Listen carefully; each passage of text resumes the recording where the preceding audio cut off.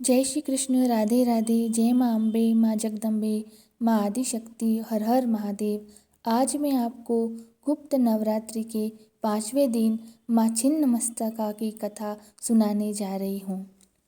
गुप्त नवरात्रि के 5वें दिन माता छिन्नमस्तिका की पूजा की जाती है।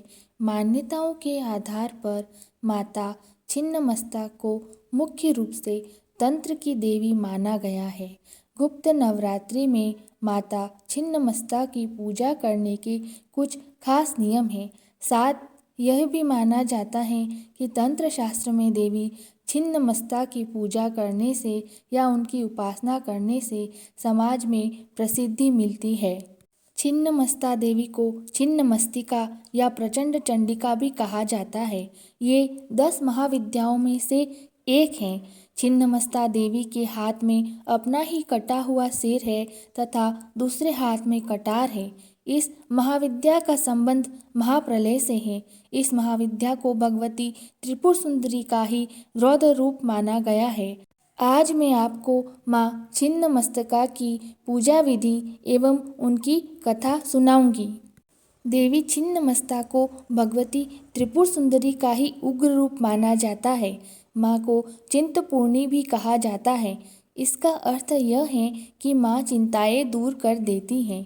तंत्र मंत्र सीखने वाले साधकों के लिए गुप्त नवरात्र का विशेष महत्व होता है। इस समय वह सब 10 महाविद्याओं की उपासना करते हैं। उसमें से 5वीं माँ चिंतपूर्णी या माँ छिन्नमस्तिका हैं। जो भक्त सच्ची आस्था और भक्ति के साथ माँ के दरबार में आते हैं, उनकी मनोकामनाएं अवश्य पूरी होती हैं। शिव पुराण में उल्लेखित है कि देवी छिन्नमस्तिका ने राक्षसों का वध करके देवताओं को उनसे मुक्त कराया था।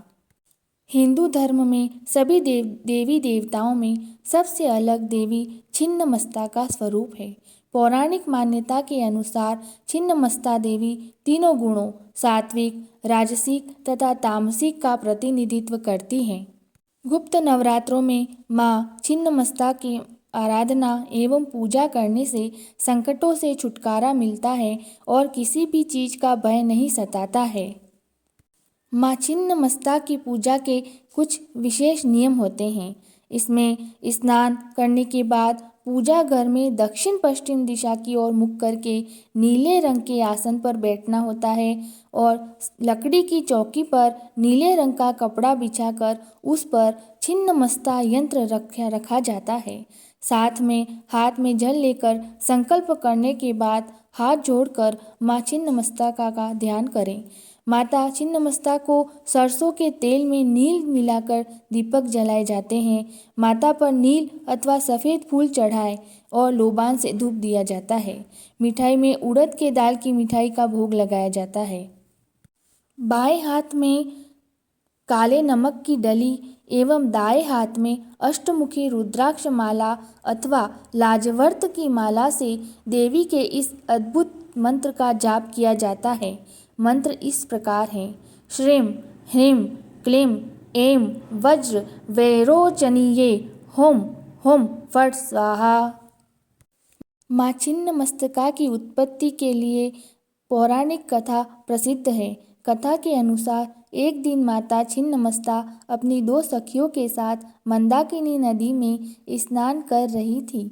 तभी माता की सखियों ने कहा कि हमें बहुत ज़्यादा भूख लगी है और माता से कुछ खाने को मांगने लगी। तो माता ने उन्हें कुछ देर प्रतीक्षा करने को कहा, लेकिन भूख से व्याकुल सखियां बार बार माता से कुछ खाने के लिए मांगती रही। माता ने अपनी सखियों की भूख देखी और उन्हें अच्छा नहीं लगा। वह सोचने लगी, अब क्या करूं? तब माता ने अपनी सखियों की यह स्थिति देखकर अपना ही सिर काट दिया। उनके सिर से खून की 3 धाराएं निकली। इनमें से 2 धाराओं को उनकी दोनों सखियों ने पिया और अपनी भूख प्यास बुझाई और तीसरी धारा से स्वयं माता ने अपनी भूख प्यास मिटाई। माना जाता है कि तब से वह माता छिन्नमस्तिका के नाम से संसार में जानी जाती हैं। देवी दुष्टों के लिए संहार करने और भक्तों के लिए दया का भाव रखती हैं। इसलिए देवी की आराधना हमेशा सच्चे और निर्मल मन से करनी चाहिए। देवी छिन्नमस्तिका राक्षसों के लिए एवं दुष्टों के लिए जिस प्रकार कठोर हैं, उसी प्रकार अपने प्रिय भक्तजनों के लिए वह बहुत ही दयालु और कृपामयी हैं। इसलिए माँ की सच्चे हृदय से आराधना करनी चाहिए।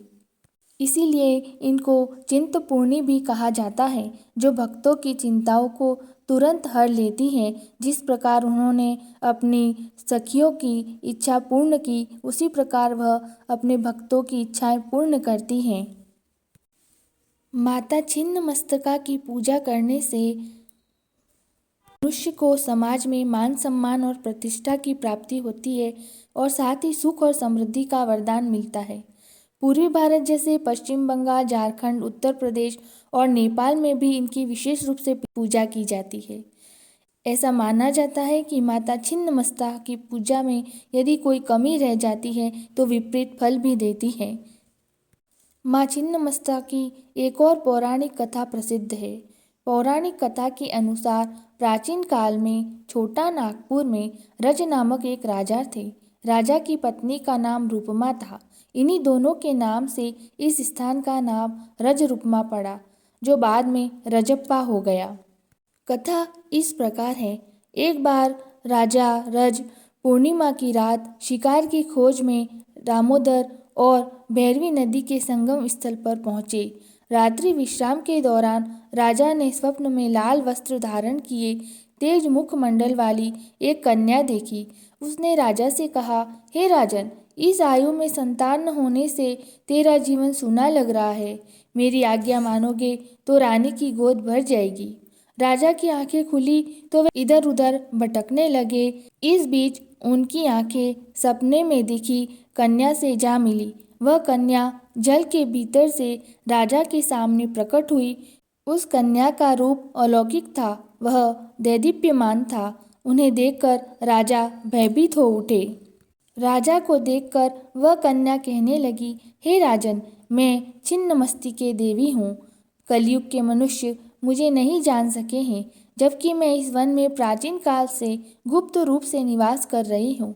मैं तुम्हें वरदान देती हूँ कि आज से ठीक 9वें महीने तुम्हें पुत्र की प्राप्ति होगी।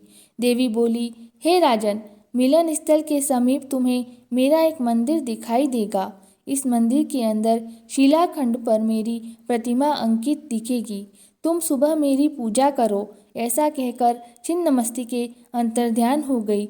इसके बाद से ही यह पवित्र तीर्थ रजप्पा के रूप में विख्यात हो गया। माँ छिन्नमस्तिका को चिंतपूर्णी भी कहा जाता है। हमारे देश में इनके कई मंदिर हैं। जैसे चिंतपूर्णी मंदिर हिमाचल प्रदेश में है, वहीं देवी छिन्नमस्तिका का एक प्रसिद्ध मंदिर रजरप्पा में है। सहारनपुर की शिवालिक पहाड़ियों के मध्य प्राचीन शाकंभरी देवी शक्तिपीठ में भी छिन्नमस्ता देवी का एक भव्य मंदिर है। इस प्रकार यह 2 कथाएं प्रचलित हैं, जिसमें प्रथम में माता की उत्पत्ति एवं दूसरे में राजा के द्वारा माता की पूजा का वर्णन मिलता है। गुप्त नवरात्रि में आप इसके साथ साथ माँ दुर्गा चालीसा का पाठ कर सकते हैं। जय माता दी। अगर आपको यह वीडियो अच्छा लगे तो वीडियो को लाइक करें और शेयर करें और हमारे चैनल चैतन्या को सब्सक्राइब करें। धन्यवाद।